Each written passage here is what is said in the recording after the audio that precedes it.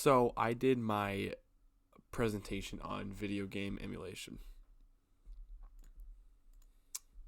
So what is emulation? Emulation is defined as an effort to match or surpass something, typically by imitation. In the gaming world, it means reproducing the function of a software system onto a different computer or another system. An example of game emulation is playing Super Mario Sunshine through a program called Dolphin on your personal computer.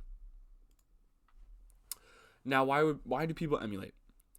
With the emergence of COVID-19, many people picked up the hobby of collecting. Some examples include Pokemon cards, coins, and in this case, video games. With the rise in demand of old video game systems and the plateauing/slight dwindle of the supply of those same consoles, prices began to skyrocket. A major example of this phenomenon can be seen in the Pokemon series.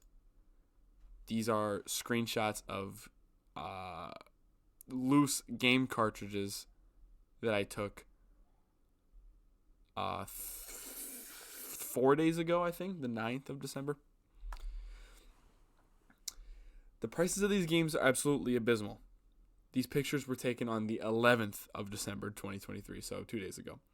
But if you were to look back, take a look back in prime COVID, you would have seen that the numbers were double or even triple of what was shown. Looking at the numbers of Pokemon Black 2, you will see that it is among the lowest selling of the mainline series Pokemon games, and you may be thinking that it makes sense, but even while being akin to the lowest selling, it still sold 8 million copies. I believe that scalpers are setting these ridiculous prices, and people, not wanting to lose money, are setting their prices at the same amount. The only real way to dodge this and keep your wallet filled is to emulate the game. Whether it's on your computer or Xbox, emulation is the way to go. Even if the argument is made that you want to be able to transfer save files or Pokemon from the Gen 4, 5, or previous games to the DS and then up to the Switch now, you still can do that by transferring the save file. Other than actually owning the physical cartridges or CDs, I see no downside to emulation.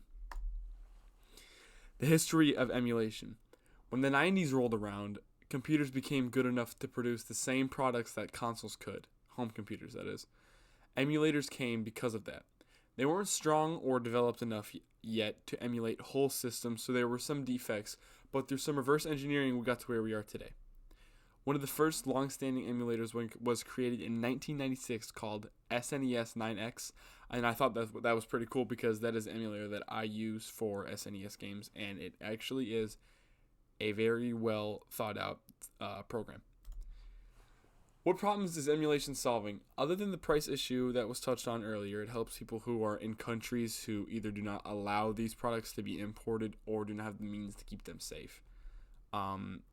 A quick story to go along with a problem that emulation is solving is when my dad was young, he had a game collection of around 200 SNES games, among other loose PS1, NES, original Xbox games, and he had his entire collection stolen, among which include Chrono Trigger, complete in box, Mega Man X3, also complete in box, and many other I couldn't remember. If you are not aware, those are some of the highest priced SNES games and the hardest to come by. I've talked to him about it, and he just wishes he could play them all again. So for Christmas this year, my family and I are going to get him a computer, and we're going to put all of his games on there that he wanted. I've already asked. I've tried to sneak it in to conversations we've had, and I've gotten a list of over 100 games that he's been wanting to play, so hoping that goes smoothly. Anyway, emulation dependency number 1. One of the most important dependencies of emulation is constant work and innovation. Emulation developers need to grind to keep their programs ahead of the curve. Persistent work allows for emulation as an industry to grow and to keep things competitive. So an example of this would be modern emulation of modern systems like the Nintendo Switch. I know last time I had tried to emulate a Switch game, I was using the program Yuzu. It was still in beta. I'm not sure if it's in beta anymore, but it was around like 3-4 years ago, and it was terrible. I mean, my computer sucked as well, but it couldn't run, and it was very choppy. But that's besides the point. I'm sure it's better now. The second dependency is the hardware of the user. Running NES games or any games like prior to PS2 can be run on like any system. But like I said earlier, the Yuzu emulator to emulate Switch games is going to be difficult for budget systems to get 60 FPS at even 1080p, which the Switch can do. So, the first concern about emulation, a growing concern, is the legality. So, for a while, Dolphin Emulator had a planned Steam release, which would allow users to, instead of having having the Dolphin program as a separate executable file, they would just have it in their Steam library. It allowed them to easily import their ISO files or whatever the GameCube files are. I can't remember what they're called. Instead of fiddling around through File Explorer, which many users to this day find confusing. Like, my brothers find it very confusing, but I think they're just kind of dumb. Nintendo did not like this, and they shut it down. While technically they weren't doing anything illegal, Dolphin and Steam didn't really want any trouble with Nintendo because Nintendo has enough money to sue them both to the ground, so they just shut the whole operation down. The second concern is like morality. Most of, if not every single person who has ever emulated a game on their home computers or Xboxes have not gotten their games through legitimate means. This includes me. It is legal to convert your games that you have purchased to files that can be run on emulators. However, it is not legal to post or download those same files. You can't like download game dumps. Like, that's not legal, even though I don't think anyone really cares. But it can land you in a lot of trouble. I know some people that have gotten in some trouble for that.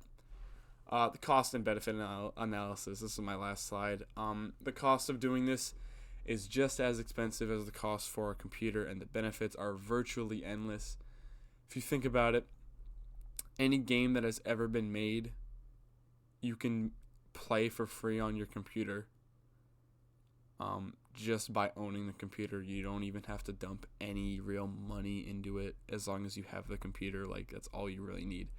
I think everyone should do it, even if they're downloading games illegally, because just going back and playing games from your childhood, like I'm a big fan of the Generation 5 Pokemon games. I grew up playing those, so playing those now is just awesome. Or even if you find those games too easy, like, you can download ROM hacks that make the game harder, or like playing a game like Mario Sunshine, which is probably the most downloaded game, the most pirated game of all time. Probably Mario Sunshine, because if you own the Dolphin emulator, that is like the first game you download is Mario Sunshine, and it is probably one of my favorite games of all time, and it's worth it.